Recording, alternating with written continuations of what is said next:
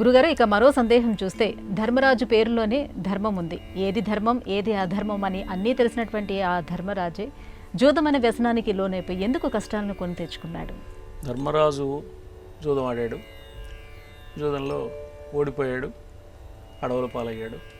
ధర్మరాజుతో పాటు తమ్ముళ్ళు 4, భార్య ద్రౌపది కూడా అడవుల పాలైంది.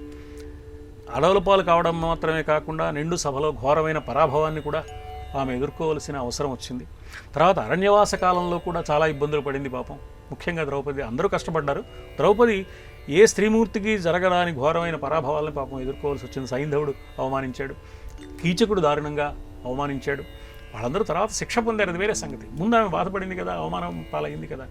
మరి ఎలాంటి ఆమె పట్టమహిషి, ఒక రాజుగారి కుమార్తె, ఇంకో రాజుగారి కోడలు, ఇంకో రాజుగారి భార్య, ఇంత మహావీరులైన వాళ్ళు పాండవులకు భార్య. ఆమెకు రావాల్సిన కష్టాలు అవి, అన్ని కష్టాలు. ఇన్ని కష్టాలకి, ఇన్ని బాధలకి కారణం ఏమిటి అంటే జూదంలో ఓడిపోవడం. ఎందువల్ల ఈ కష్టం కలిగింది అంటే జూదం వ్యసనం కాబట్టి.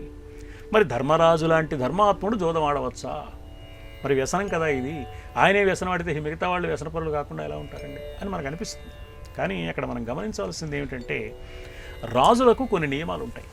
అందులో ఒక నియమం ఏమిటంటే, ఎవరైనా వేటకు రమ్మని పిలిచినా, జూదానికి రమ్మని పిలిచినా రాజైన వాడు వెళ్ళాలి. నేను రానకూడదు.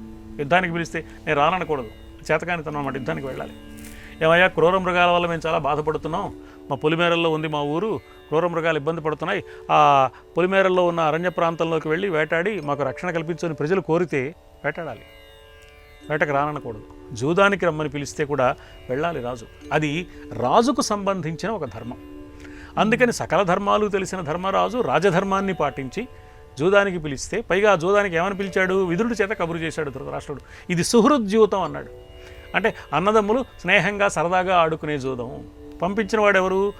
కబురు పెట్టినవాడు పెద్ద తండ్రి, పెదనాన్నగారు ధృతరాష్ట్రుడు. తండ్రి లాంటి వాడు. తన తండ్రి బతికి లేడు, ఆ తండ్రికి అన్నగారు ధృతరాష్ట్రుడు. మరి ఆ తండ్రిని గౌరవించాలి కదా, పెద్ద తండ్రిని. కాబట్టి పితృవాక్య పాలన, పెద్ద తండ్రి గారి మాటని గౌరవించడం ఒకటి. రాజైన వాడు జూదానికో యుద్ధానికో వేటకో పిలిస్తే రాను అని అనకూడదు. కాబట్టి ఈ 2 ధర్మాలు పాటించి ఆయన వెళ్ళాడు. దీనికి తోడు మరో కారణం కూడా ఉంది. ధర్మరాజు రాజసూయ యాగం చేసిన తర్వాత నారదుడు వచ్చి ఓ మాట చెప్పాడు. ఈ తర్వాత నుంచి నువ్వుగా ఏ నిర్ణయము చేయకు. లోకంలో జరగవలసిన కొన్ని నిర్ణయాల ప్రకారం జీవన గమనం నడుస్తుంది, నీ జీవన గమనం. అందుకని నీవుగా స్వతంత్రించి ఇది చేస్తానని కానీ ఇది వద్దని కానీ అనకు. ఏది ఎలా జరుగుతుందో దాన్ని సరే అంటూ ఉండు. జూదానికి పిలిస్తే వద్దనకూడదు, ఆ నారదుడు ఉపదేశం ప్రకారం. అంటే జరగవలసిన కథంతా జరిగి దుష్ట శిక్షణ జరగాలి కాబట్టి, భూభారం తగ్గాలి కాబట్టి, దైవము యొక్క నిర్ణయం మేరకు, ఆ దైవ నిర్ణయంలో భాగంగా ఈ జూదము అది కష్టాల పాలు కావడానికి కారణం కావటం, ఈ కథంతా నడిచింది అనుకోవాలి తప్ప, ధర్మరాజు కేవలం వ్యసనం మీద కోరికతో, ఆ జూదం ఆడాలనే కోరికతో జూదం ఆడాడు అని మనం అనుకోవడానికి అవకాశం లేదు.